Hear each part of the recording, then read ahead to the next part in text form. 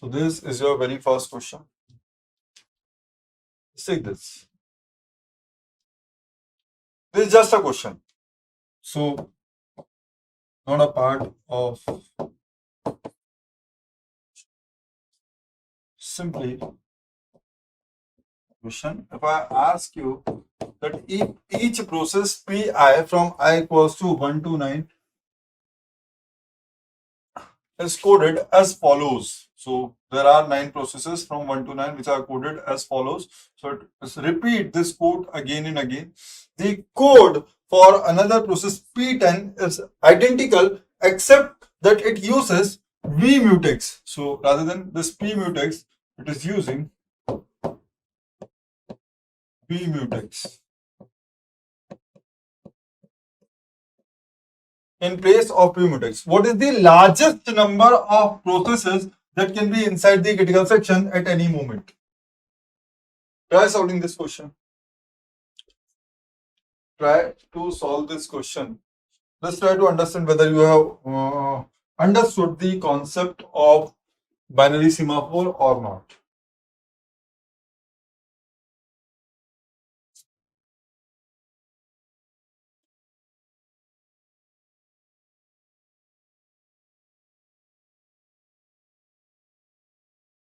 Is this the only question of this or I don't know. Question number 27 of this.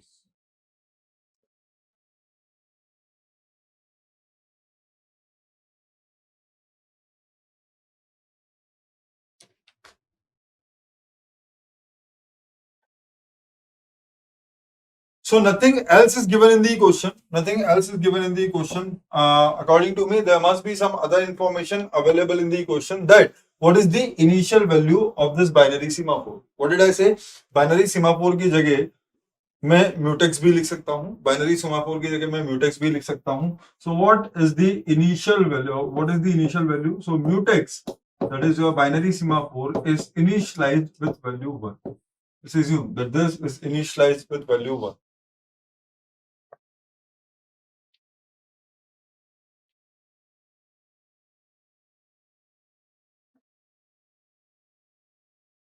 फटाफट से करो सब लोग.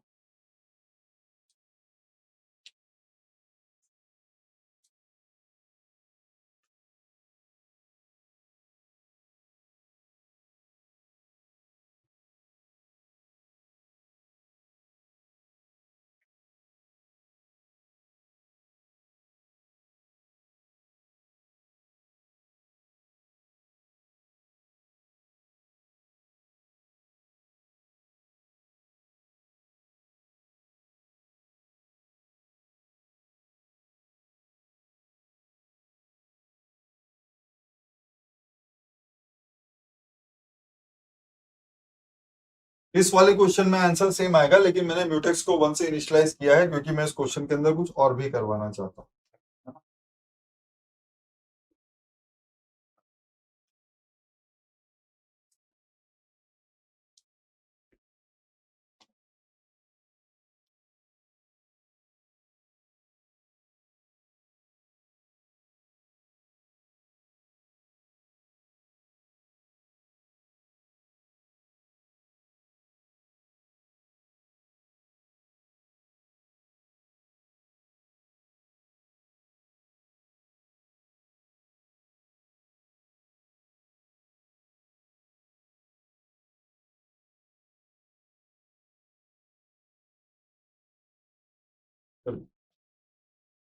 Radhe is saying 2.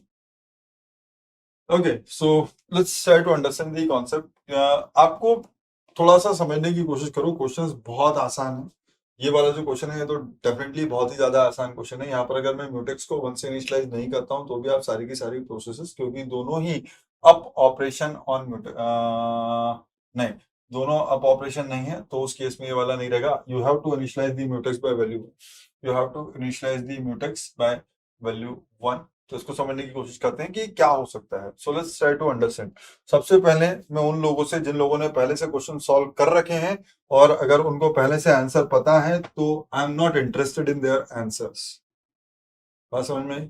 अगर आप लोगों ने पहले से क्वेश्चन कर रखे हैं और अगर आप मुझे बोलोगे कि इसका आंसर ये है, तो I am not interested in those answers, क्योंकि मेरा मोटिव ये है ही नहीं कि आपको आंसर आता है या नहीं आता। गिवन अ क्वेश्चन, आप उसको ट्रेस करना चाहते हो या नहीं करना चाहते हो, दैट इज द ऑब्जेक्टिव। अगर आप पहले से ट्रेस कर चुके हो तो उतनी देर जाकर के मस्त वीडियो का कोई मूवी का कोई गाना सुनो, एंजॉय करो, है ना।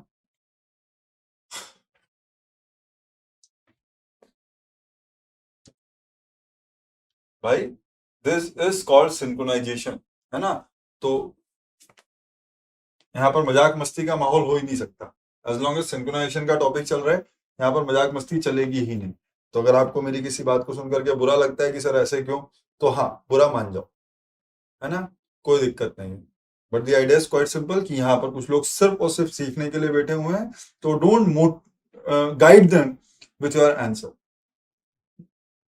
I don't want that. अगर आप यहीं पर सॉल्व करके मुझको इसका आंसर दे रहे होते, it will take some time.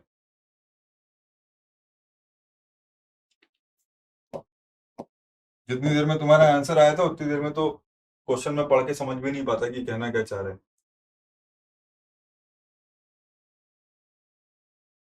हाँ।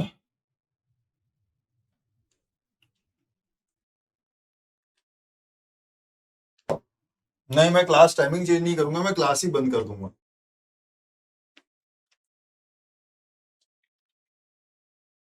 ठीक है, चलो। Each process I1 to 9 is coded as follows. ये सेम कोड एग्जीक्यूट करती है।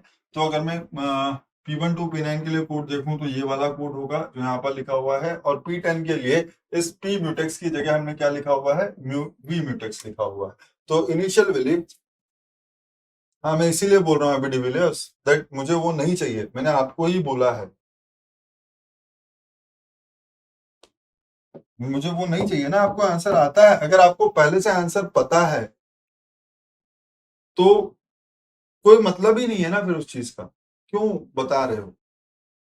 अगर आपने कुछ ट्राई किया तो वो सही आया या गलत आया, उसके ऊपर आर्ग्यूमेंट हो सकता है।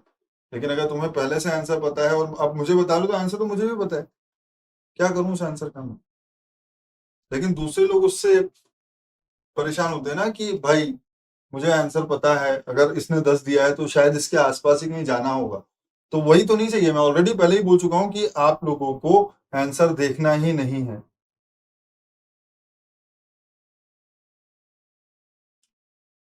चलो, ओके। सो इनिशियली मेरे जो म्यूटेक्स की वैल्यू है, उसको मैं कंसिडर करके चल रहा हूँ 1।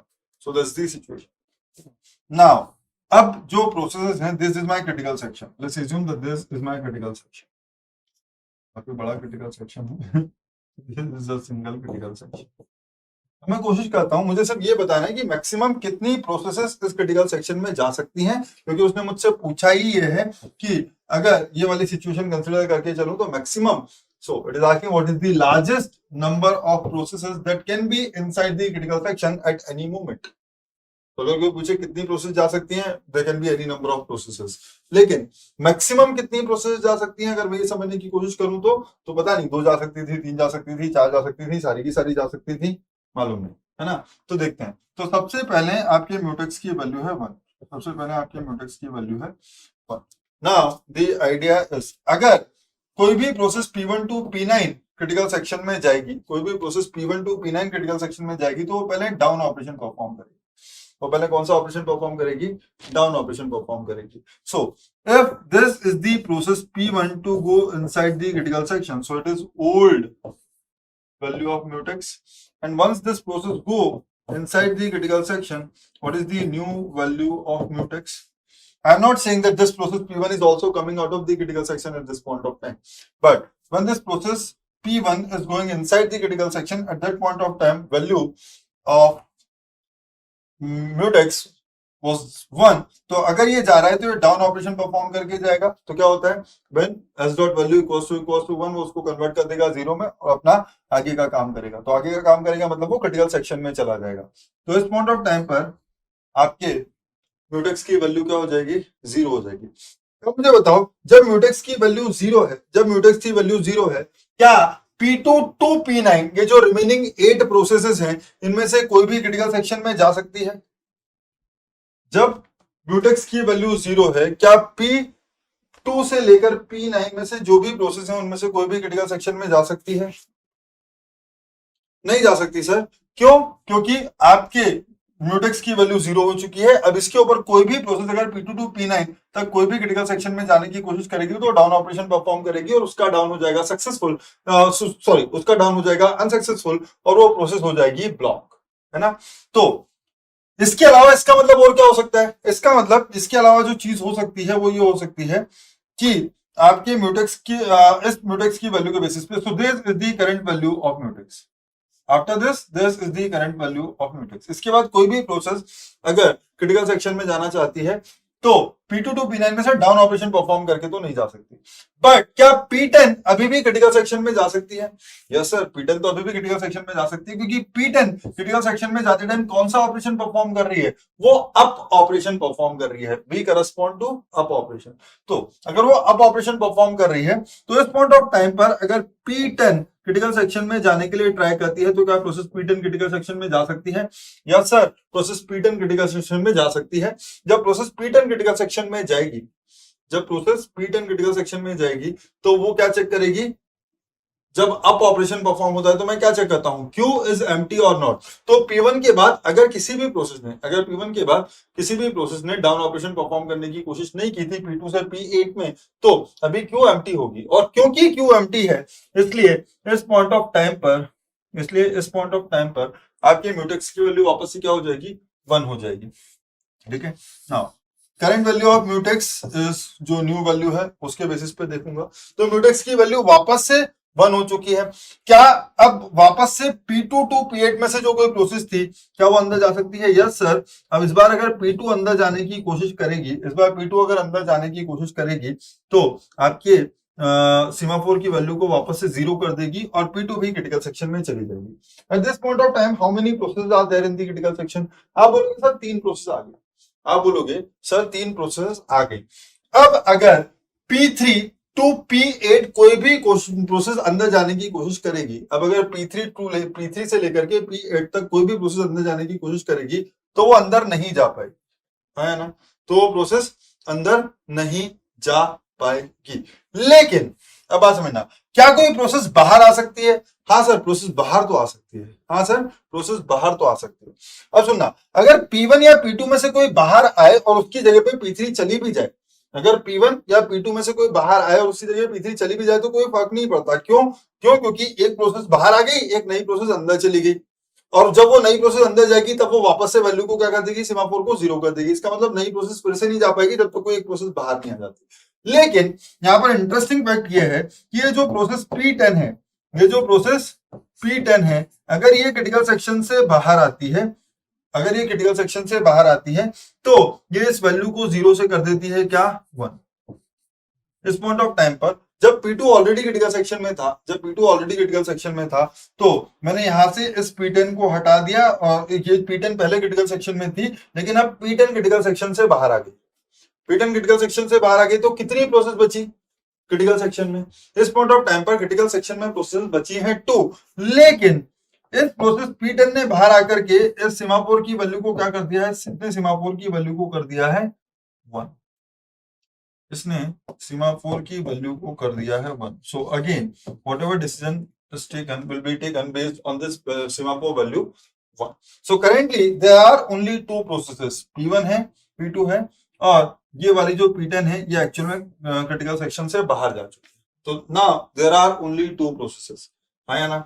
तो अगर इसकी वैल्यू 1 है तो अब वापस से प्रोसेस P3 अगर क्रिटिकल सेक्शन में जाने की कोशिश करेगी तो क्या वो जा सकती है? ऑब्वियसली सर, क्योंकि अगर सीमाफोर की वैल्यू 1 है तो डाउन ऑपरेशन सक्सेसफुल होगा, तो P3 क्रिटिकल सेक्शन में चली जाएगी और इस सीमाफोर की जो नई वैल्यू है वो फिर से 0 हो जाएगी, है ना। तो P3 अंदर चली गई। अब जो प्रोसेस 3 अंदर है वो कौन कौन सी है? P1, P2, P3, और P10 अभी भी बाहर है, और P10 अभी भी बाहर है। तो इस 0 के बेसिस पे सिर्फ एक ही प्रोसेस क्रिटिकल सेक्शन में जा सकती थी, वो थी प्रोसेस P10, वो थी प्रोसेस P10। तो ये P10 जब अंदर जाएगी तो ये सीमाफोर की वैल्यू को वापस से 1 कर देगी, ये सीमाफोर की वैल्यू को वापस से 1 कर देगी। अब अगर ये सीमाफोर की वैल्यू वापस से 1 हो गई तो इस 1 वैल्यू को देख करके नई प्रोसेस P4 वैसे क्रिटिकल सेक्शन में जा सकती है। जब ये क्रिटिकल सेक्शन में जाएगी तो ये वापस से 0 कर देगी। ना, अगर इसकी वैल्यू 0 हो गई तो अब P5 से लेके P8 तक तो कोई प्रोसेस अंदर नहीं जा सकती और P10 ऑलरेडी अंदर है, ठीक है, लेकिन P10 बाहर तो आ सकती है, तो इस पॉइंट ऑफ टाइम पर P10 वापस से यहां से बोलेगी नहीं मैं बहुत चल रही, मैं वापस से बाहर चली जाती हूँ, तो P10 वापस से इस सीमापुर की वैल्यू को क्या कर देगा, 1 कर देगा जब ये क्रिटिकल सेक्शन से बाहर आएगा, तो ये P10 वापस से बाहर आएगा, तो P10 बाहर आ गया। At this point of time how many processes are present in the critical section? At this point of time, 4 processes P1, P2, P3, P4 are present in the critical section, and if you think of it, then it is exactly same. ये situation बिल्कुल वैसी है जैसे उस time पे थी जब आपने पहली प्रोसेस को करना शुरू किया था। तो एक एक करके आपकी जो दो प्रोसेस है वो ऐसे आती चली जाएगी, और क्या सारी प्रोसेसेस आपकी एक पॉइंट ऑफ टाइम पर क्रिटिकल सेक्शन में नहीं आ जाएगी? अगर इसी तरीके से एग्जीक्यूशन होता रहा तो क्या एक पॉइंट ऑफ टाइम के बाद सारी की सारी प्रोसेसेस क्रिटिकल सेक्शन में नहीं आ जाएंगी? बोलो यस और no.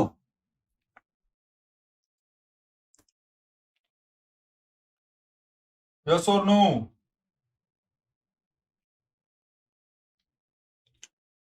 So, what will be the maximum number of processes that may be present inside the critical section at any moment? The correct answer for this question will be 10. That there can be all 10 processes, P1 to P10 may be inside the critical section at the same time. आ सकती हैं।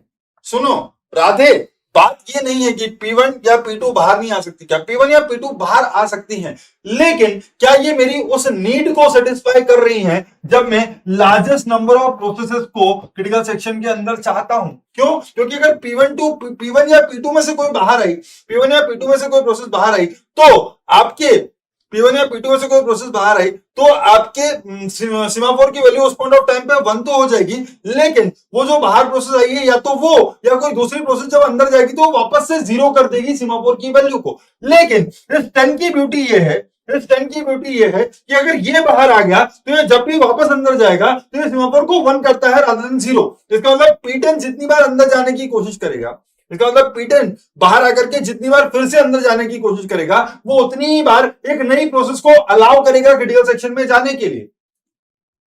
समझे? क्योंकि P10 क्या कर रहा है, अब operation perform कर रहा है, और उसके अब ऑपरेशन के परफॉर्म होने से एक नई प्रोसेस के क्रिटिकल सेक्शन में आने का रास्ता खुल जाता है। तो अगर मुझसे यह पूछा जा रहा है कि मैक्सिमम कितनी प्रोसेस होंगी, तो मैं इस तरीके से सोचूंगा जब किसी ऑपरेशन के होने से और प्रोसेसेस के अंदर आने का रास्ता खुल रहा हो, ना कि बंद हो रहा हो।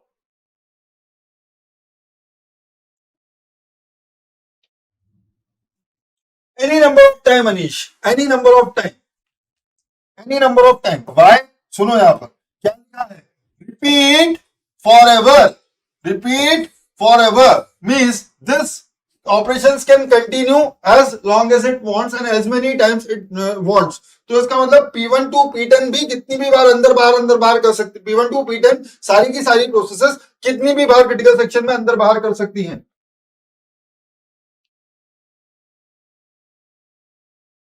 चंद्र प्रकाश, गोली मार दूंगा। कल क्या बोला था, on semaphore we can perform 3 operation, either call it P और कॉल इट डाउन और कॉल इट वेट और कॉल इट V और कॉल इट अप और कॉल इट सिग्नल। सो गए थे क्या?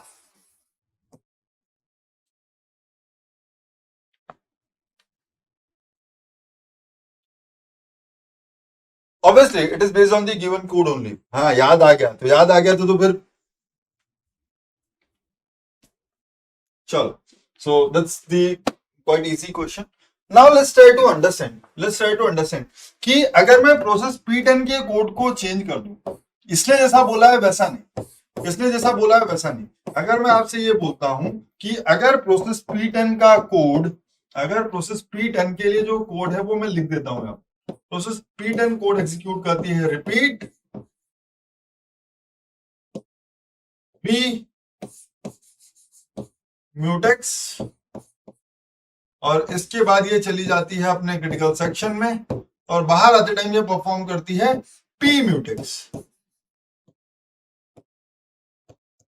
बाहर आते टाइम ये परफॉर्म करती है P म्यूटेक्स, और उसके बाद बोलती है फॉरएवर। अब इस बार अगर मैं यही क्वेश्चन पूछूं that if P10 executes this code. If I ask you that if P10 executes this code, then maximum how many processes can be inside the critical section at the same time? Then maximum how many processes can be inside the critical section at the same time?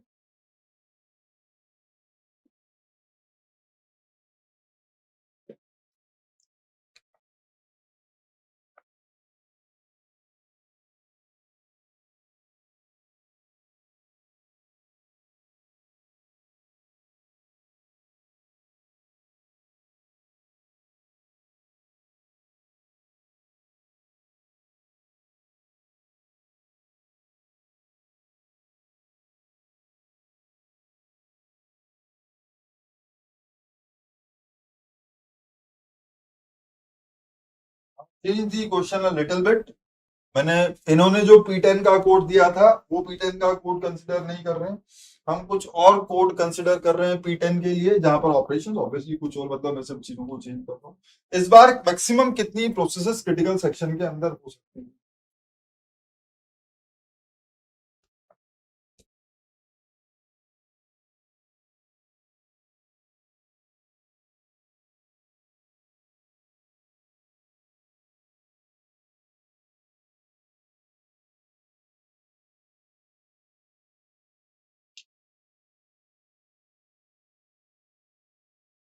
तुम इसको ये सोच करके मत करो कि मैं तुमको गेट के पीवाईक्यू करा रहा हूँ, नहीं, this are for purpose of understanding. अभी तक आप लोगों ने कभी कोई क्वेश्चन सॉल्व किया ही नहीं है सीमाफोर का, तो मैं आपको सिर्फ बेसिक इंट्यूशन दे रहा हूँ कि आपको चीजों को कैसे ट्रेस करने की कोशिश करनी है।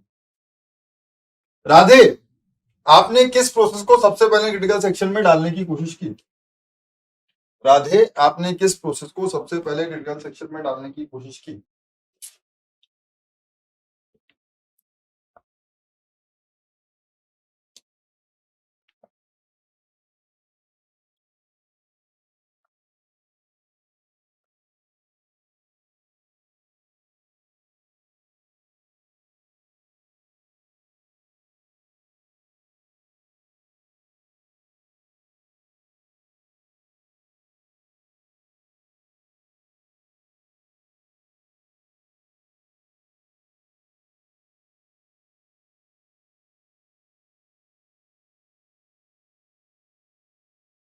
पता नहीं फिर तुम्हारा आंसर ऐसा क्यों आया। चलो समझते हैं भाई क्या ही दिक्कत हो गई। कोड तो सिंपल वैसा का वैसा ही है जैसा था। तो मैंने शुरू किया यहां से,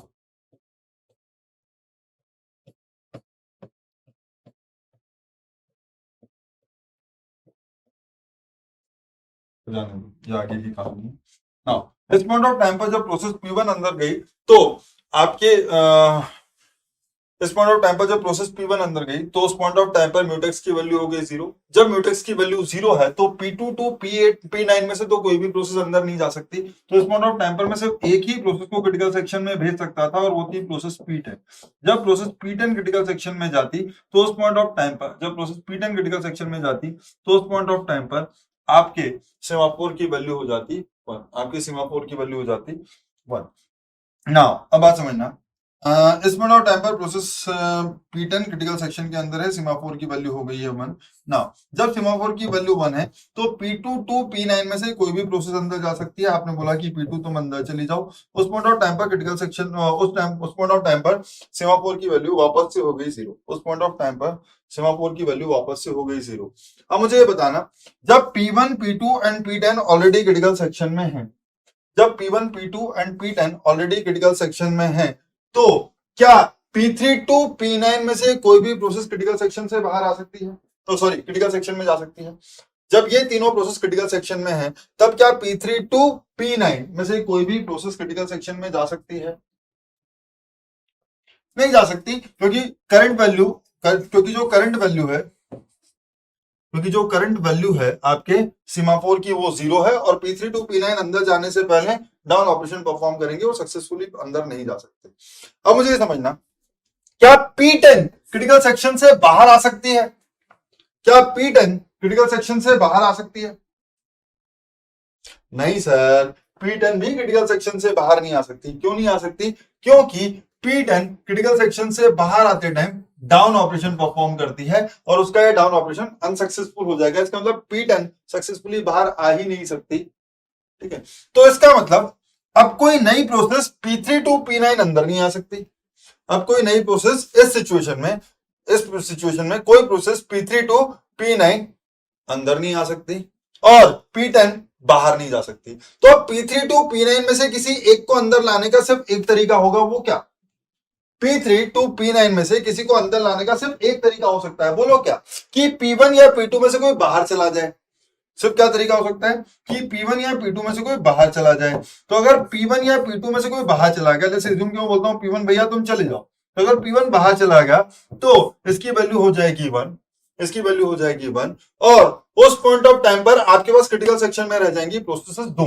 अब अगर मैं इस 1 के बेसिस पे किसी नई प्रोसेस P3 को अंदर लेके आ जाता हूं तो वापस से सीमाफोर की वैल्यू हो जाएगी 0।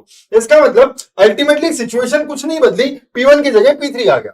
अल्टीमेटली सिचुएशन कुछ नहीं बदली, P1 की जगह P3 आ गया, लेकिन आप किसी और ऑर्डर में चौथी प्रोसेस को अंदर ला ही नहीं सकते।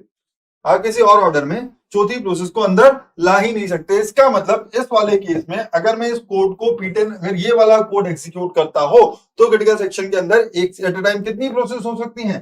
तो क्रिटिकल सेक्शन के अंदर एट अ टाइम 3 प्रोसेस हो सकती हैं at most there will be 3 or less than 3 processes when the code given in the original question executes. There may be at most 10 processes inside the critical section। जो मैंने modification किया है उसके basis पे there can be at most 3 processes can be inside the critical section at a time।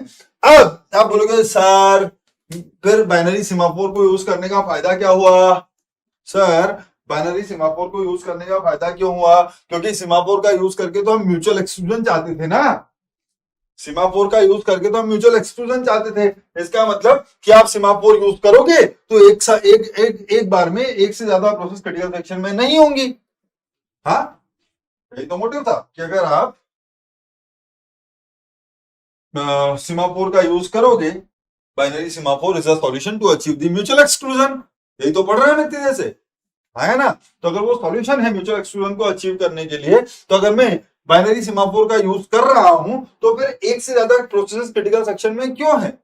अरे इसलिए है क्योंकि मैंने आपसे ये बोला था अगर आप सीमाफोर्स को इम्प्रॉपरली यूज करोगे तो उसका result is bounded to be improper. अगर आप सीमाफोर को इम्प्रॉपरली यूज करोगे तो उसका जो रिजल्ट है that is bounded to be improper. अब अगर मैं यहां पर थोड़ा सा ये कर देता कि आपकी जो प्रोसेस P1 टू P9 है वो भी इसी कोड को एग्जीक्यूट करती हैं और जो प्रोसेस P10 है वो भी सेम कोड को एग्जीक्यूट करती है। इसका मतलब ये भी अंदर जाने से पहले पी म्यूटेक्स परफॉर्म करती है और बाहर आने से पहले पी म्यूटेक्स परफॉर्म करती है। इसका मतलब जाने से पहले डाउन ऑपरेशन परफॉर्म करो और आने के बाद अप ऑपरेशन परफॉर्म करो। अगर सारी की सारी प्रोसेस सेम काम कर रही है, then what will be the largest number of processes that can be inside the critical section? अगर ये वाला कोड एग्जीक्यूट हो रहा हो, whatever code is written on the board at this point of time for process P10, if this code is being executed by process P10 and this code is being executed by processes from P1 to P9, then the largest number of processes that may be inside the critical section at the same time will be what? Obviously 1, क्योंकि एक process जाएगी तो जब भी एक process जाएगी तो 1 की वैल्यू को 0 करके चली जाएगी। अब दूसरी प्रोसेस भी चाहे वो P2 टू P9 हो या P10 हो वो भी अंदर जाने से पहले डाउन ऑपरेशन परफॉर्म करेगी और वो अनसक्सेसफुल होगा। ये डाउन ऑपरेशन अब कब सक्सेसफुल हो सकता है? ये डाउन ऑपरेशन सिर्फ और सिर्फ तक सक्सेसफुल हो सकता है जब एक प्रोसेस क्रिटिकल सेक्शन से बाहर आ जाए। अगर बाहर नहीं आई तो फिर इसका ये डाउन ऑपरेशन सक्सेसफुल नहीं होगा। इसका मतलब एक से ज्यादा प्रोसेस क्रिटिकल सेक्शन में नहीं हो पाएंगी। So this is the correct solution. This is how you should have implemented you should have implemented the concept of semaphore to achieve the mutual exclusion। अगर कुछ भी करोगे उल्टा सीधा तो उल्टा सीधा रिजल्ट ही मिलेगा। अगर कुछ भी करोगे उल्टा सीधा तो उल्टा सीधा रिजल्ट ही मिलेगा। सो डोंट थिंक कि जस्ट बिकॉज मैंने बाइनरी सीमाफोर यूज कर लिया मतलब म्यूचुअल एक्सक्लूजन मिल गया। नहीं, you need to use it wisely. अगर आपने थोड़ा भी कहीं ध्यान नहीं दिया तो सीमाफोर का यूज आपको और ज्यादा प्रॉब्लम में डाल सकता है। अगर आपने थोड़ा भी कहीं ध्यान देने से चूके तो सीमाफोर का यूज आपको और प्रॉब्लम में डाल सकता है। चलो एनीवे चलते हैं, एक नेक्स्ट क्वेश्चन देखते हैं। क्या हुआ ये, पता नहीं सर, सब कुछ कुछ तो भी हो रहा है आपके साथ। तुम यहाँ से आ जाओ। तो दी next question which I would like to discuss is,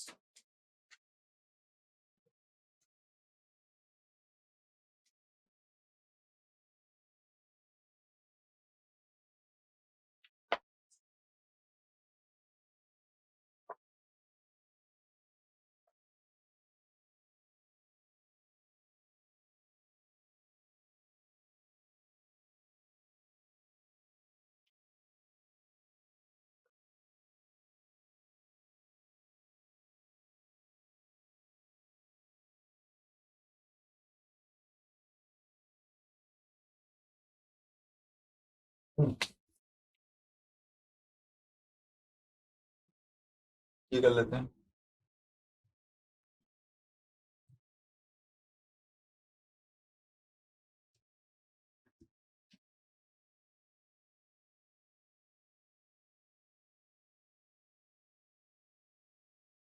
so this is a common data question. देखो इस क्वेश्चन को, गिव मी द आंसर। देखो भाई, इसमें कुछ भी ऐसा नहीं है। अगर आप सिंक्रोनाइजेशन की प्रॉब्लम को सॉल्व करने की कोशिश कर रहे हो तो आपको जो बेसिक चीजें पता होनी चाहिए कि आपको प्रियम्पशन की कहानी पता होनी चाहिए कि प्रियम्पशन कहीं भी हो सकता है, ऑर्डर ऑफ एग्जीक्यूशन कुछ भी हो सकता है, but with in the process things will execute sequentially. With in the process things will execute sequentially. एक से ज्यादा प्रोसेस हैं तो वो कॉन्फिडेंटली एग्जीक्यूट कर सकती हैं किसी भी ऑर्डर में, लेकिन एक प्रोग्राम का एग्जीक्यूशन सीक्वेंशियली होगा। ठीक है, तो give me the answer for this question. देखते हैं कितने लोग इसको समझ पाए।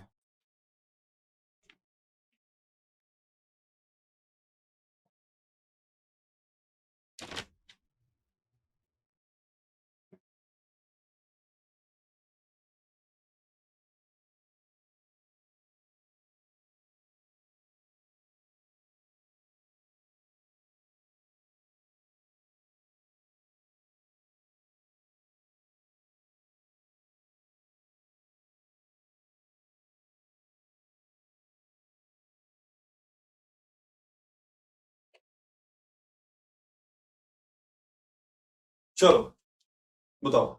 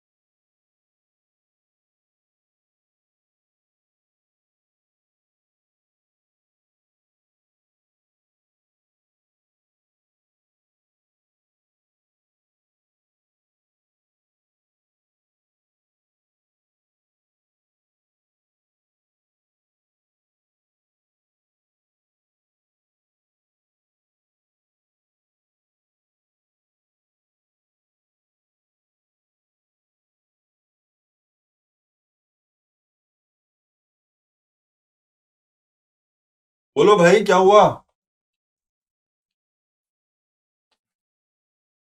नहीं बच्चा, गड़बड़।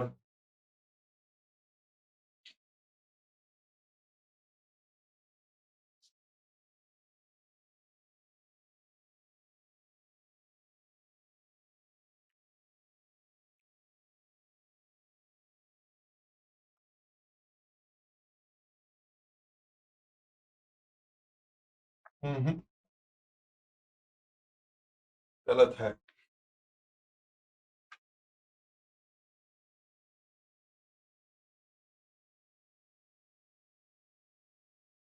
रिजवान गलत है।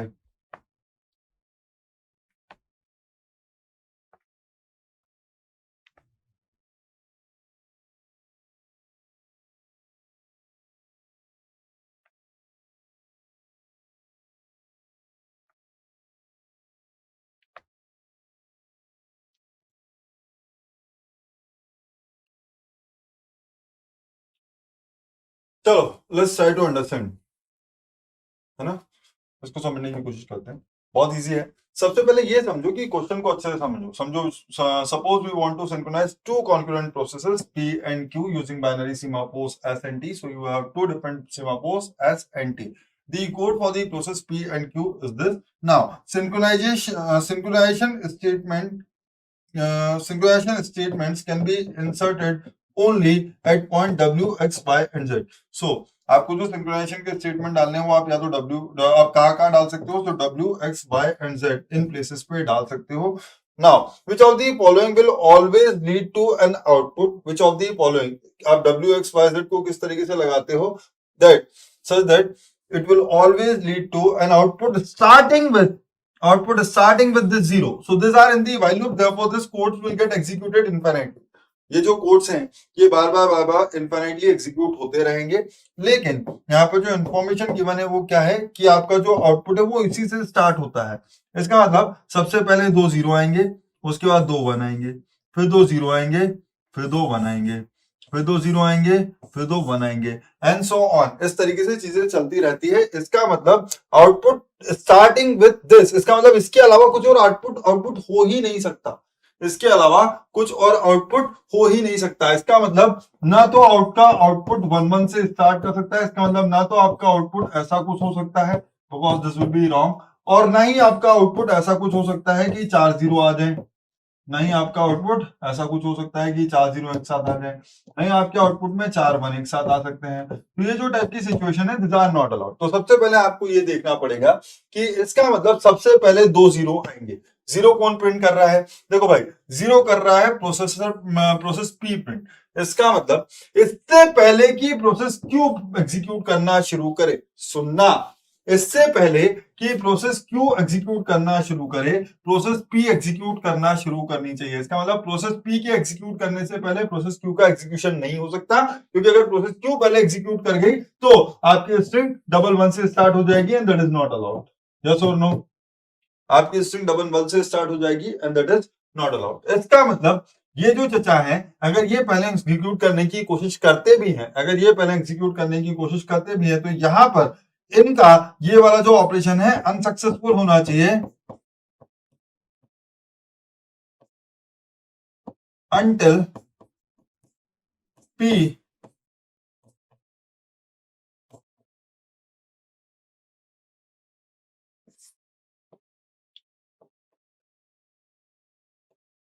execute completely exactly once. Why exactly once? Why exactly once? क्योंकि अगर P ने 2 बार एग्जीक्यूट कर लिया, अगर P को मैं 2 बार एग्जीक्यूट करना अलाउ कर दूं तो इस टाइप की सिचुएशन आ जाएगी। इसका मतलब ये भी अलाउड नहीं है, इसका मतलब ये भी अलाउड नहीं है।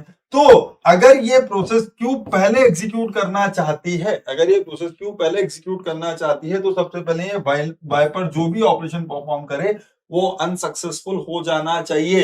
ये सिर्फ और सिर्फ तभी सक्सेसफुल होनी चाहिए जब P एक बार एग्जीक्यूट कर चुकी हो, जब P एक बार एग्जीक्यूट कर चुकी हो तो ये सक्सेसफुल हो सकता है, ये सक्सेसफुल हो सकता है। तो सिर्फ इतना देखो कि W can be successful and Y should not be successful initially.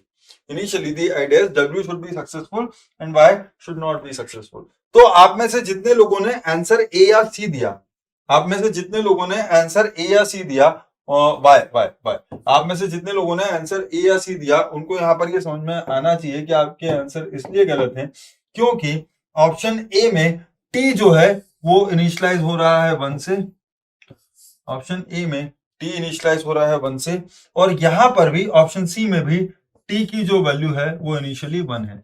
अगर टी की वैल्यू भी इनिशियली 1 है और अगर आप यहां पर लिख देते हो, क्या आप वाई पर लिख क्या रहे हो, आप वाई पर लिखने को बोल रहे हो डाउन ऑन टी, अगर आप यहां पर लिख देते हो डाउन ऑन टी दोनों ही केसेस में, और अगर टी की वैल्यू 1 है, अगर टी की वैल्यू 1 है तो ये वाला जो ऑपरेशन है ये सक्सेसफुल हो जाएगा, ये वाला जो ऑपरेशन है ये सक्सेसफुल हो जाएगा। बोलो हाँ या ना। तो ए एंड सी गलत हो गए। शुभेंदु, मिस्टर रिजवान, उस पॉइंट ऑफ टाइम पर आपने जो भी सोचा हो उस चीज को समझने की कोशिश करो। अगर आप सिर्फ इतनी सी चीज को ट्रेस करते हैं, आप बोलोगे सर पूरा देखना है, इतना देखो ना। अगर भाई मुझे ये पता है कि अगर मुझे ये वाली स्ट्रिंग चाहिए तो 1 1 से स्टार्ट नहीं होना चाहिए, इसका मतलब ये जो y का जो ऑपरेशन है ये तो सक्सेसफुल हो ही नहीं सकता। इसका मतलब A and C can never be the correct answer. Yes, everyone, this much is clear that A and C cannot be the correct answer.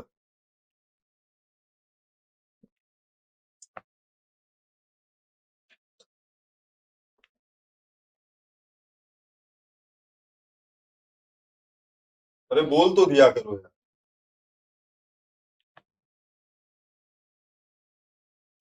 है ना। चलो अब दूसरी बात करते हैं। उसके अलावा एक बार जब 0 0 एग्जीक्यूट हो जाए तो वापस से 0 0 नहीं चलना चाहिए। अब देखो, जो ऑप्शन डी है वो क्या बोलता है, down operation on semaphore S and up operation on semaphore S. ये क्या बोल रहा है, down operation on T and up on T. Now अब मुझे बताना, अगर आप इस टी को इनिशियलाइज करते हो 0 से, अगर आप इस टी को इनिशियलाइज करते हो 0 से, अगर आप इस टी को इनिशियलाइज करते हो 0 से, तो क्या कभी भी 1 1 प्रिंट, ओ हो, कुछ और लिख रहा हूं मैं, यहाँ पर PS लिखा हुआ है, यहाँ PT@Y लिखा हुआ है, वो Y के लिए लिखा हुआ है, PT@Y, PT@Y लिखा हुआ है और ये BT@Z लिखा हुआ है। नहीं नहीं, सही कर रहा था, सही कर रहा था।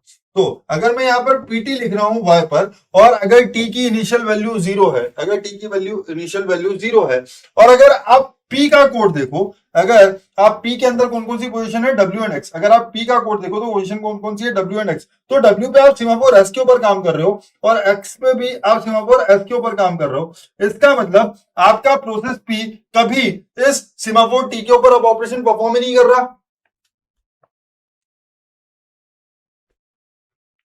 0 0 0 0 पॉसिबल नहीं, उसके अलावा, उसके अंदर 0 0 के अलावा कुछ और आ ही नहीं सकता, उसके अंदर 0 0 के अलावा कुछ और आ ही नहीं सकता, उसके अंदर 0 0 के अलावा कुछ और आ ही नहीं सकता। क्लियर और not sir? In option D output will be 0 0 1 1। अच्छा श्याम, सोचो, अगर आप बोल रहे हो sir in option D output will be 0 0 1 1, मुझे बताओ, अगर आपका जो प्रोसेस क्यू है वो सबसे पहले डाउन ऑपरेशन परफॉर्म करेगा, अगर ऑप्शन क्यू, सुन लो भाई, किसने बोला है, श्याम, अगर क्यू सबसे पहले down operation on T perform करेगा और पी कभी टी के ऊपर अप परफॉर्म ही नहीं कर रहा, अगर पी कभी टी के ऊपर अप परफॉर्म ही नहीं कर रहा, देखो पी सिर्फ क्या करता है, पी प्रोसेस पी सिर्फ डब्ल्यू और एक्स को चेंज करता है, डब्ल्यू भी सीमाफोर एस के ऊपर है और ये एक्स भी सीमाफोर एस के ऊपर है। इसका मतलब प्रोसेस पी सीमाफोर एस के साथ कभी खेलती ही नहीं, प्रोसेस पी सीमाफोर टी के साथ कभी खेलती ही नहीं। इसका मतलब प्रोसेस पी कभी भी सीमाफोर टी को अप करेगी ही नहीं, और उसकी इनिशियल वैल्यू आप अगर 0 डाल देते हो सीमाफोर टी की, तो प्रोसेस पी के लिए ऑपरेशन जीवन पर्यंत के लिए अनसक्सेसफुल हो जाएगा। इसका मतलब प्रोसेस पी कभी एग्जीक्यूट कर ही नहीं पाएंगे। इसका मतलब अगर प्रवीण आप ये कह रहे हो कि string possible for D option 0 0, string possible, string possible नहीं, that's the only string available using the code D. I mean not about possible, you will say कि सर 0 0 भी पॉसिबल है, it does not mean that 0 0 0 0 possible नहीं है, सिर्फ सिर्फ और सिर्फ वही पॉसिबल है, कुछ और पॉसिबल ही नहीं है। Shyam, yes sir, got it, ठीक है। इसका मतलब option D can not be the correct answer, option D can not be the correct answer. What do you want?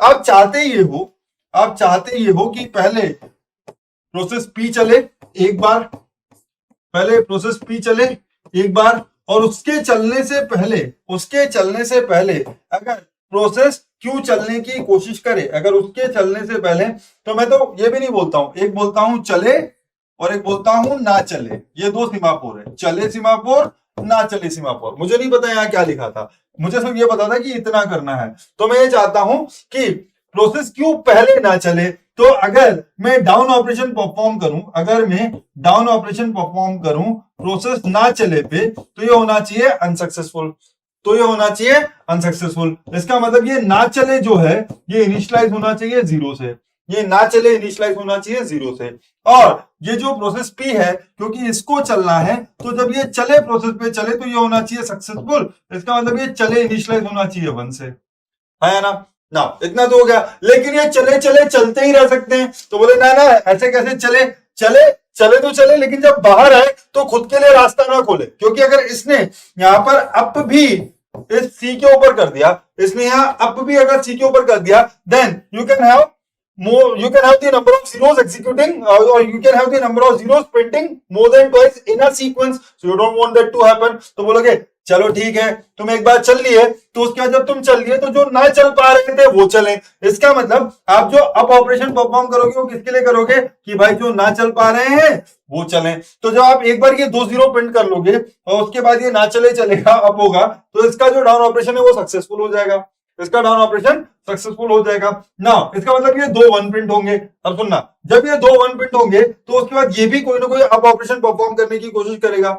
जब ये अप ऑपरेशन परफॉर्म करने की कोशिश करेगा तो इसको क्या चाहिए कि वापस से 2 बार 1 रिपीटेडली प्रिंट ना हो। इसका मतलब एक बार जब ये 2 जीरो चल चुके थे तो उसके बाद डेफिनेटली 2 1 को मौका मिले, और जब ये 2 1 चल चुके हो तो ये 2 जीरो को मौका दे। 2 जीरो को अपने आप मौका नहीं मिल रहा क्या? नहीं मिल रहा। क्यों नहीं मिल रहा? क्योंकि जब वो पहले चला था वो अपनी वैल्यू को 1 से 0 कर चुका है, अब वो खुद के लिए रास्ता नहीं खोल सकता, उसके लिए रास्ता क्यू को खोलना पड़ेगा। तो यहां पर up operation should be on C. So whatever this values are, you just need to see कि आपको 2 सीमाफोर यूज करने पड़ेंगे, आपको 2 सीमाफोर यूज करने पड़ेंगे। अगर आप एक सीमाफोर का यूज करके इसको करने की कोशिश करोगे, चलो मैं आपको एक और देता हूं। हाँ, तो ये तो करेक्ट सॉल्यूशन है, ये तो करेक्ट सॉल्यूशन है ही। अगर मैं एक सीमाफोर यूज करके और इसको सॉल्यूशन, इसका सॉल्यूशन देने की कोशिश करता तो मैक्सिमम लोग कंफ्यूज होते।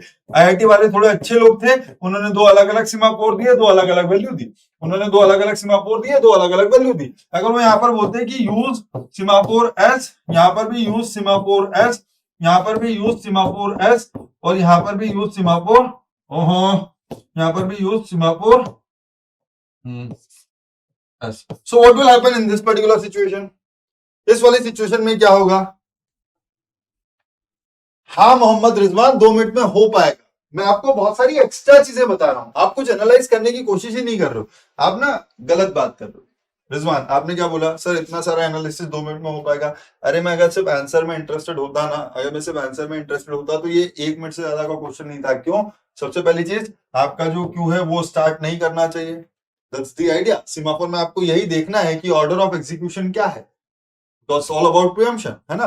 तो आपको ये देखना है कि पहले क्यू एग्जीक्यूट नहीं करना चाहिए। तो सर क्यू एग्जीक्यूट ना करे इसका मतलब ये ऑपरेशन सक्सेसफुल नहीं होना चाहिए, इसका मतलब ये ऑपरेशन सक्सेसफुल नहीं होना चाहिए। तो अगर आप सीमाफोर की टर्म में सोच रहे हो तो आपको पता है कि सक्सेसफुल कब नहीं होगा, जब वो जाने से पहले सक्सेसफुल डाउन नहीं हो सकता है, अब कभी भी अनसक्सेसफुल होगा ही नहीं, मैं पहले ही बोल चुका हूं। क्या?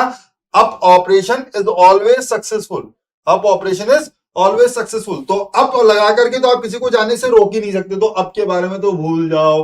अप लगा करके आप किसी भी प्रोसेस को अंदर जाने से रोक नहीं सकते, ठीक है। तो इसका मतलब आपको डाउन ही लगाना पड़ेगा, और ये प्रैक्टिस से आ जाएगा। अभी पहला क्वेश्चन सॉल्व कर रहे हो, इतनी सारी एनालिसिस तुमने सब पढ़ लिया है ना सीमापुर में, सब कर लिया तुमने। जीवन में 4 घंटे की थ्योरी पढ़ ली, उससे तुमको सब कुछ आ गया। कल जाकर के तुम गेट का क्वेश्चन सॉल्व करोगे और उसके अंदर मस्त नंबर लेकर के आओगे। छोड़ दो तैयारी, अगर ऐसा सोच रहे हो तो। मेहनत करनी पड़ेगी ना भाई, मेहनत करनी पड़ेगी, हाँ या ना, है ना। सो दस दी लॉजिक। तो ये सिंपल सा कॉन्सेप्ट था। अगर मैं इस तरीके से सीमाफोर यूज करता, इन्होंने कहीं यूज किए हैं क्या? इन्होंने कहीं इस तरीके का कॉन्सेप्ट यूज नहीं किया। अगर मैं इस तरीके से यूज करता और सिर्फ एक ही सीमाफोर यूज करता जिसको मैं इनिशियलाइज करता 1 से, तो इस केस में क्या होता?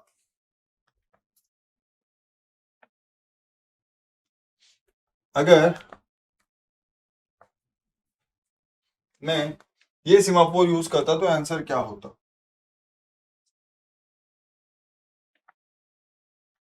तो this is the correct answer. मैं बोल ही चुका हूं, वो चले ना चले की टर्म में, चले ना चले की टर्म में मैंने यही बोला है कि ये जिसको डाउन करता है उसको अप नहीं करेगा, और आपका प्रोसेस क्यू जिसको डाउन कर रहा है उसके अपोजिट वाले को अप करेगा। तो ये अल्टरनेट उसमें चलेंगे। लेकिन अगर मैं सेम एक ही सीमाफोर लेता, अगर मैं एक ही सीमाफोर लेता और उसको 0 से इनिशियलाइज ना करके 1 से इनिशियलाइज करता, तो क्या यहाँ पर ये वाली स्ट्रिंग पॉसिबल थी? सर ये वाली स्ट्रिंग पॉसिबल थी, ये वाली स्ट्रिंग पॉसिबल थी। सर क्या ये वाली स्ट्रिंग पॉसिबल थी? यस सर, ये वाली स्ट्रिंग भी पॉसिबल थी। तो अगर ये बोलते कि ये दोनों चाहिए तो क्या ये चलता? हाँ ये चलता। सर क्या ये वाली स्ट्रिंग भी पॉसिबल थी? यस सर, ये वाली भी पॉसिबल थी। सर क्या ये वाली भी पॉसिबल थी? यस सर, ये वाली भी पॉसिबल थी। सर दिमाग लगाना, जो बोल रहा हूं उसको सुनना। सर क्या ये वाली पॉसिबल थी?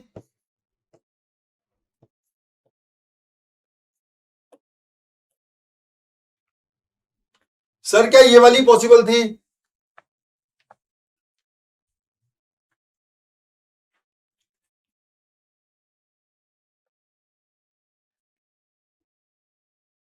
किसी भी टाइप की बना सकते हैं, इसीलिए पूछा किशन। क्या ये वाली पॉसिबल थी? किशन तुमने बोला सर फिर तो किसी भी टाइप की स्ट्रिंग बना सकते हैं, तो क्या ये वाली पॉसिबल है?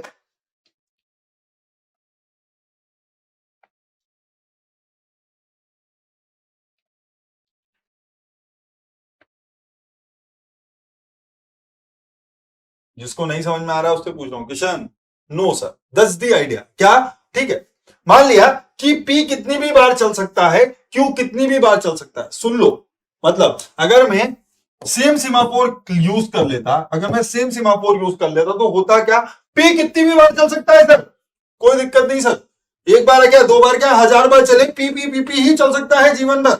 या तो फिर क्यू कितनी भी बार चल सकता है सर, कोई दिक्कत नहीं है सर। सर पी या क्यू किसी से भी स्टार्ट हो सकता है सर, यस सर। अल्टरनेट में पी या क्यू किसी भी ऑर्डर में चल सकते हैं, यस सर। लेकिन क्या बीच में पी रुक जाए और फिर क्यू एग्जीक्यूट हो जाए और फिर जो क्यू रुका हुआ था वो वहां से चल जाए, ये हो सकता है? नहीं हो सकता सर। क्यों नहीं हो सकता सर? सुनना, मैंने ये जो स्ट्रिंग बताई है, ये स्ट्रिंग सिर्फ और सिर्फ कब आ सकती है? मैंने ये जो स्ट्रिंग बताई है, ये स्ट्रिंग सिर्फ और सिर्फ कब आ सकती है सर? ये स्ट्रिंग तब आ सकती है सर, ये स्ट्रिंग सिर्फ तब आ सकती है कि सबसे पहले पी चले। सर ये स्ट्रिंग कब आ सकती है सर? जब सबसे पहले पी चले और फिर बीच में एक जीरो को एग्जीक्यूट करने के बाद प्रीएम्प्ट हो जाए। जब इस एक जीरो को एग्जीक्यूट करने के बाद प्रीएम्प्ट हो जाए और उसके बाद वी चले और वो अपना चल जाए और चलने के बाद प्रीएम्प्ट हो जाए और उसके बाद ये जो पी था ये रिज्यूम हो जाए।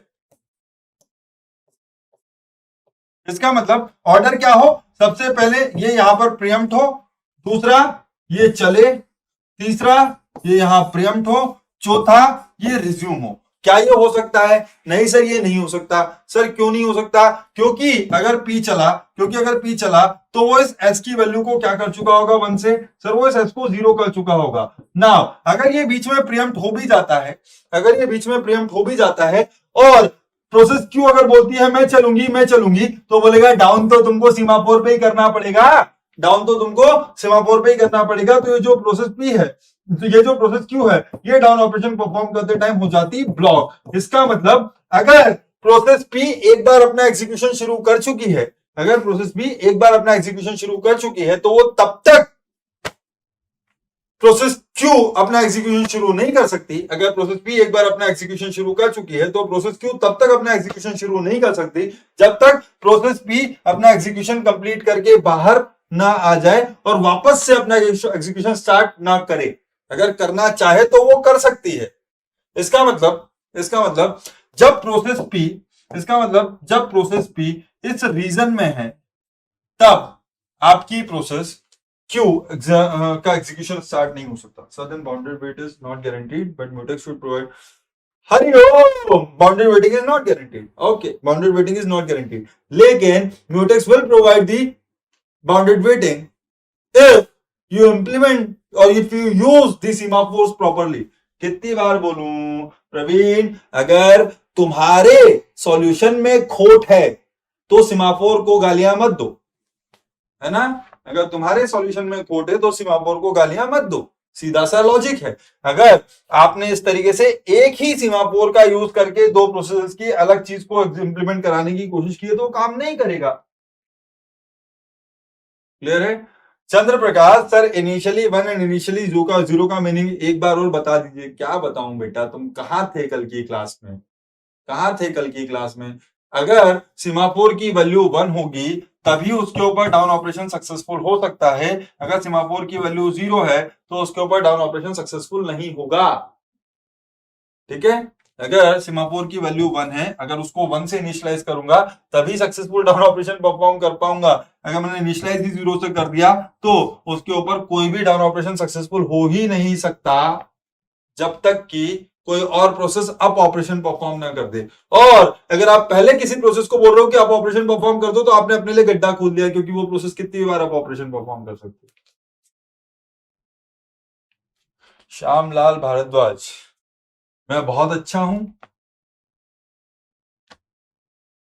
अरे भाई बता दिया मैंने, मैं बहुत अच्छा हूं। थोड़ी देर में बीमार हो जाऊंगा क्योंकि तुम लोग सुनते नहीं हो ना।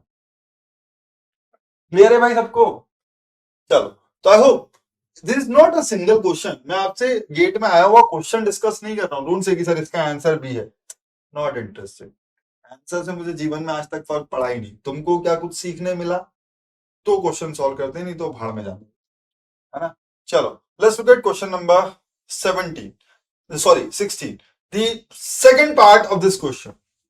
The second part of this question क्या कहता है, अब इसको देखो, आपको अभी समझ में आ जाएगा कि जब आप बोल रहे थे सर 2 मिनट में इतना एनालाइज क्यों करें। भाई 5 नंबर मिल रहे हैं, 5 कैसे, 4 नंबर आ रहे हैं, दो दो नंबर के थे काउंट डेटा क्वेश्चन, 4 नंबर आ रहे हैं, और जो नेगेटिव में -0.6666 करके 2 बार जाते, वो 5 पॉइंट वाले वो नंबर नहीं जा रहा है। इसका मतलब 5.25 नंबर मिल रहे हैं। 5.25 नंबर के लिए अगर 5 मिनट भी लगते ना एनालाइज करने में, तो कुछ गलत नहीं था, ठीक है ना। अगर 5.25 प्लस मार्क्स के लिए आपको 5 मिनट भी लगाने पड़े ना एग्जाम में, 10 मिनट भी लगाने पड़े तो बुरा नहीं, 10 मिनट भी लगाने पड़े तो बुरा नहीं है, अगर आप 5 मिनट गारंटी कर सकते हो तो।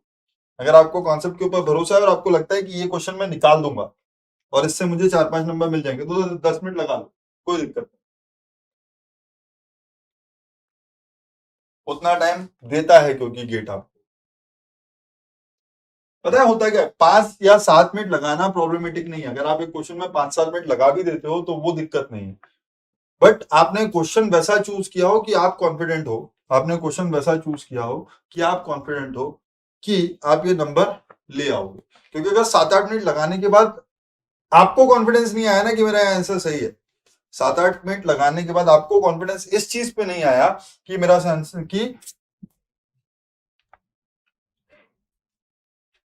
आपका आंसर सही नहीं है, तो दिक्कत हो जाती है। क्योंकि फिर 10 मिनट आपको लगते हैं बाबा 10 मिनट भी चले गए, नंबर भी नहीं आए, और इस 10 मिनट में कम से कम मैं दूसरी जगह से 3-4 नंबर ला सकता था, तो आपका नंबर का नुकसान हो गया फिर 10 नंबर का 10 मिनट में। तब फिर लगता है डर, है ना। सो क्वेश्चन का सिलेक्शन इंपॉर्टेंट। तो 7-8 मिनट तो आप उसी क्वेश्चन को लगाना जिसमें आपको लगे कि हाँ इसको मैं करने के लायक मैंने सब्जेक्ट को पढ़ा है। Sir, but if we preempt process P at after pass 0 here, we give chance Q, it get blocked and placed in Q. Okay, yes.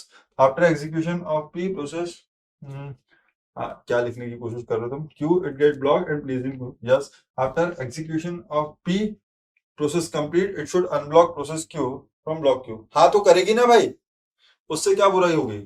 तो 1-1 के बाद 0-0 चलेगा, 1-1 के बाद 0-0 के बाद 1 चलेगा, 0-0 के बाद 1 चलेगा। क्यों दुखी हो रहे हो? अरे चचा, आपने एक 0 प्रिंट कर दिया, एक 0 प्रिंट कर दिया, तो अभी तक क्या प्रिंट हुआ है? 0, और आप प्रेम्प्ट हो गए, आप प्रेम्प्ट हो गए।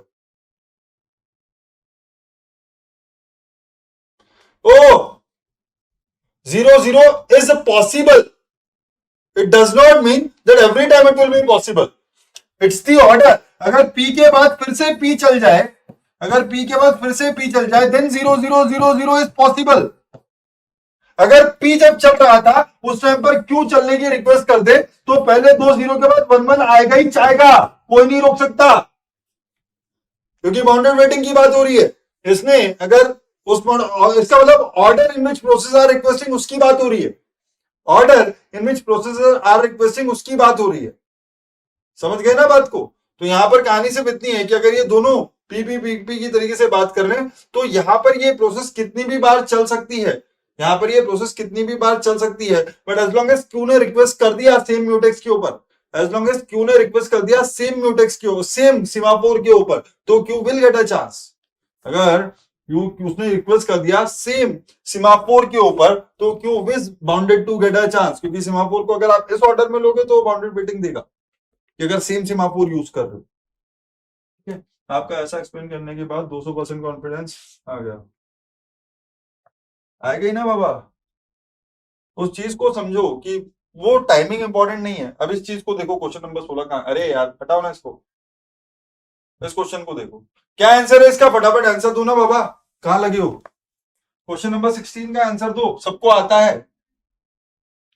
क्वेश्चन नंबर 16 का आंसर दो, सबको आता है। I have already discussed the answer.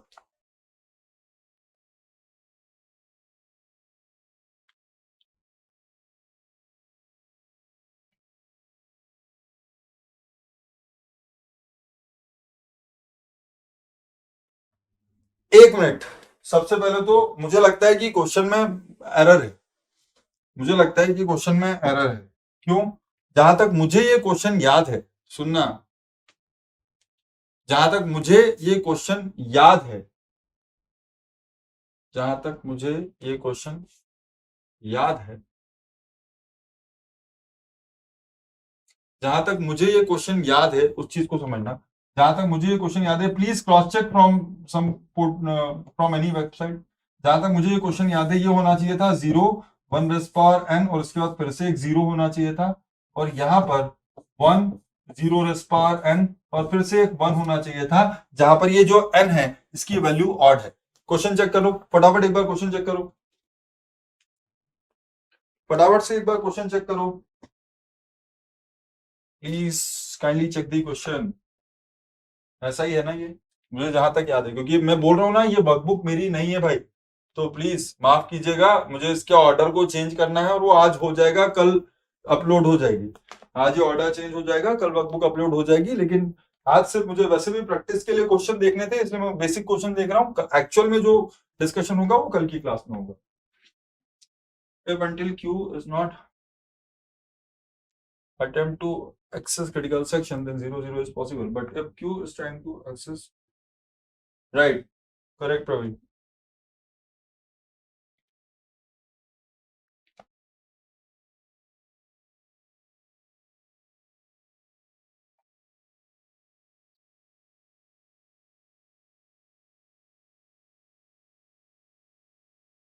हाँ भाई, मुझे लगा कि यहाँ पर से कुछ मिसिंग है।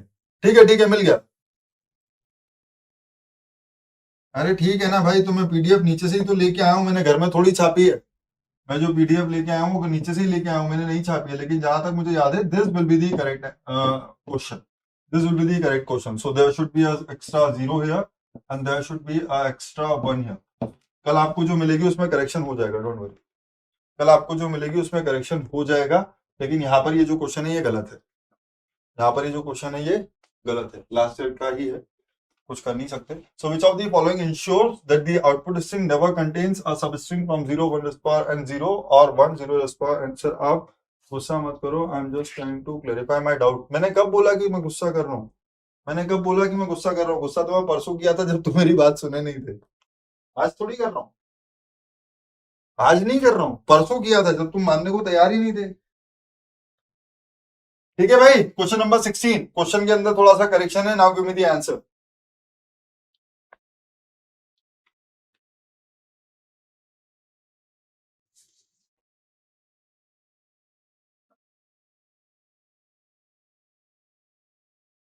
आप लोगों ने, ओ हो, सॉरी सॉरी, ये क्या हुआ?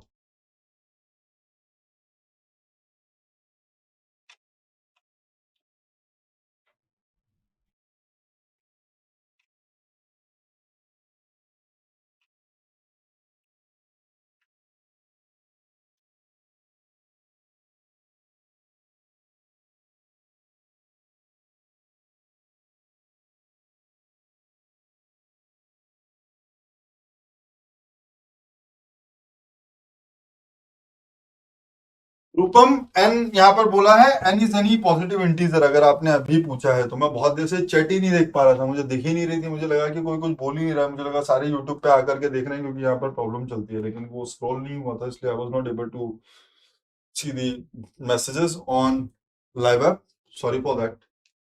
शायद आप लोगों में से कई ने बात करने की कोशिश की होगी, लेकिन मैं उस टाइम पे वो मैसेजेस नहीं देख पाया। ठीक है, चलो, तो कहानी सिंपल है। क्या स्टोरी है यहाँ पर? सीधा सीधा जो मैंने आपको थोड़ी देर पहले एक्सप्लेन किया है ना, वही कॉन्सेप्ट है कि अगर एक बार 0 चला हो, अगर एक बार 0 चला, आप क्या चाह रहे हो? एक बार 0 चले, एक बार 0 चले, तो कैसे भी चले कोई फर्क नहीं पड़ता, कैसे भी चले कोई फर्क नहीं पड़ता, लेकिन नंबर ऑफ एंस, जो नंबर ऑफ वंस या फिर नंबर ऑफ जीरो जो है वो ऑड नहीं होने चाहिए। नंबर ऑफ वंस या नंबर ऑफ जीरो जो है वो ऑड नहीं होने चाहिए। और ये एक्चुअल में सबस्ट्रिंग की बात कर रहा है, ये एक्चुअल में सबस्ट्रिंग की बात कर रहा है। तो आप मुझसे ये बोल सकते हो कि सर ये 0 के बाद 1 कैसे आ गया, ये 0 के बाद 1 कैसे आ गया? क्वेश्चन के अंदर जो प्रॉब्लम है वो ये है कि आप मुझसे बोल सकते हो कि सर 0 के बाद 1 कैसे आ गया, एक 0 के बाद तो 1 आना ही नहीं चाहिए था। ठीक है, नेवर कंटेन सब स्ट्रिंग ऑफ द फॉर्म। लेकिन ये सब स्ट्रिंग की बात हो रही है, इसका मतलब इससे पहले एक और जीरो हो सकता है। सब स्ट्रिंग की बात हो रही है ना, इसके बाद दो जीरो हो सकते हैं, तो इसका मतलब ये वाली चीज चलेगी। लेकिन जो प्रॉब्लम है वो ये कि दो जीरो के बीच में ऑड नंबर ऑफ वन कैसे आए, दो वन के बीच में ऑड नंबर ऑफ जीरो कैसे आए। अगर ये सब स्ट्रिंग है तो इसका ये मतलब है कि एक बार पी के चलने के बाद, इस चीज का मतलब क्या है, इस चीज का मतलब यह है कि एक बार पी के चलने के बाद अगर क्यू चला है तो उसका प्रियम्पशन बीच में ही हो गया है और फिर से पी को चलने का मौका मिला है। क्या इसका ये मतलब है? अरे भाई जीरो चला इसका मतलब क्यू पी चला, अगर लास्ट में जीरो दिख रहा है इसका मतलब पी चला, क्योंकि जीरो कौन प्रिंट कर रहा था, पी प्रिंट कर रहा था। तो अगर एक बार ये जीरो का मतलब है कि एक बार पी चला है, उसके बाद क्यू को मौका मिला है, this is what this 1 power n means. लेकिन फिर जब ये क्यू को मौका मिला है तो क्योंकि यहां पर नंबर ऑफ वंस ऑड है, इसका मतलब क्यू बहुत बार चला कोई दिक्कत नहीं, लेकिन एक बार फाइनली क्यू बीच में प्रियम्प्ट हुआ, प्रिंट हुआ, उसको दो वन प्रिंट करने थे लेकिन वो एक वन प्रिंट करके प्रियम्प्ट हुआ और उसके बाद फिर से जीरो चला, इसका मतलब फिर से पी को मौका मिला और पी चल पाया। मतलब क्यू के बीच में प्रियम्पशन हो जाने के बाद पी को चलने का मौका मिला, ऐसा नहीं होना चाहिए। और इसका मतलब क्या है, क्यू के प्रियम्प्ट, इसका क्या मतलब है, प्री के प्रियम्प्ट होने के बाद, बीच में प्रियम्प्ट होने के बाद, क्योंकि पी क्या कर रहा था, जीरो जीरो प्रिंट कर रहा था, तो एक जीरो चला और ये प्रियम्प्ट हो गया। तो क्यू के पी के एक जीरो प्रियम्प्ट कर देने, एक जीरो प्रिंट कर देने के बाद, पी के एक जीरो प्रिंट कर देने के बाद और प्रियम्प्ट हो जाने के बाद अगर क्यू चल पाए तो ही ऐसा हो सकता है या ना।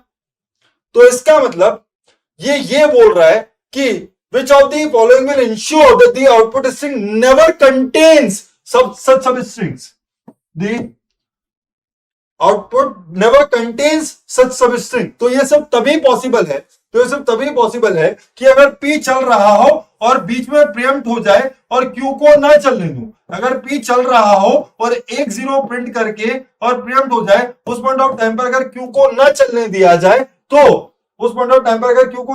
दिया जाए तो ये वाली सबस्ट्रिंग पॉसिबल नहीं होगी। सिमिलरली अगर क्यू चल रहा हो और एक वन प्रिंट करने के बाद वो प्रियम्प्ट हो जाए, अगर क्यू चल रहा हो और एक वन प्रिंट करने के बाद वो प्रियम्प्ट हो जाए और क्यू पी चलने की कोशिश करे तो पी को ना चलने दिया जाए, तो ऐसी वाली जो सबस्ट्रिंग है ये पॉसिबल नहीं होगी, है ना। इसका मतलब पी बीच में प्रियम्प्ट हो तो क्यू को अलाउ ना हो और क्यू बीच में प्रियम्प्ट हो तो पी को अलाउ ना हो। ये आंसर तो मैंने अभी आपको दिया था, मैंने आपको दिया था, जो मैंने लिखा था क्या था आंसर, दैट आप पी डब्ल्यू एक्स वाई और जेड सबको सेम सेमाफोर से यूज करके काम करवा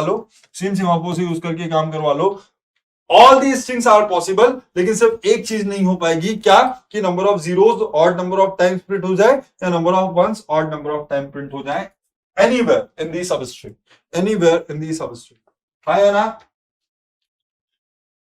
You can get any number of zeros, any number of ones, but whenever the series of 0 or 1 appears, those will always be multiple of 2. Clear? Number of zeros or number of ones will always be multiple of 2, no matter what is the type of string.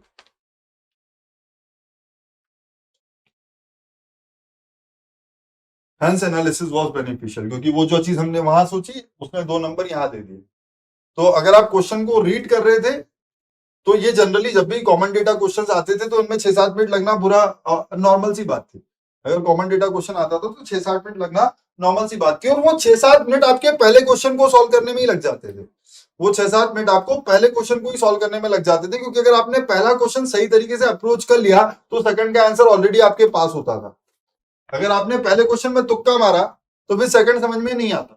अब सोचते हो कि पहले मैं ये लगा देता हूँ, सेकंड सोचता हूँ। तो जब भी कॉमन डेटा क्वेश्चन की बात होती थी, अगर आप पहले क्वेश्चन को ही सॉल्व नहीं कर पाओ ना तो सेकंड के लिए दिमाग लगाओ ही मत, क्योंकि जब तक पहला आपको समझ में नहीं आया, अगर आप पहला सॉल्व नहीं कर पाए तो दूसरा होगा ही नहीं, है ना। So that's one thing. चलो नेक्स्ट क्वेश्चन देख लेते हैं। ये तो हो गया इतना, तो ज्यादा कोई दिक्कत नहीं है। और लेट्स डू वन थिंग कि आप लोगों को मैंने बेसिक एनालिसिस दे दी है, अब आप लोगों को वर्कबुक दूंगा, सबसे पहले आप क्वेश्चन ट्राई करके आना, क्योंकि अगर मैं ही सारे करा दूंगा ना तो फिर मजा नहीं आएगा। अगर मैं सारे करा दूंगा तो मजा नहीं आएगा, इसलिए मैं आप लोगों को जो बेसिक अंडरस्टैंडिंग देनी थी कि आपको कैसे सीमापोस के बारे में समझना है, कैसे सीमापोर के बारे में सोचना है, वो मैंने आपको यहाँ 2 क्वेश्चन के फॉर्म में समझा दिया। So that will be all from the question point of view. बाकी जितनी भी चीजें मैं करूंगा वो सारी की सारी गेट के क्वेश्चन जब हम डिस्कस करेंगे उसके साथ करूंगा, लेकिन गेट के क्वेश्चन मैं डिस्कस करूं आपके साथ उससे पहले आपको गेट के क्वेश्चन ट्राई करने हैं, तो उसके लिए जो वर्कबुक है वो कल तक आपको अवेलेबल करवा दी जाएगी। ठीक है।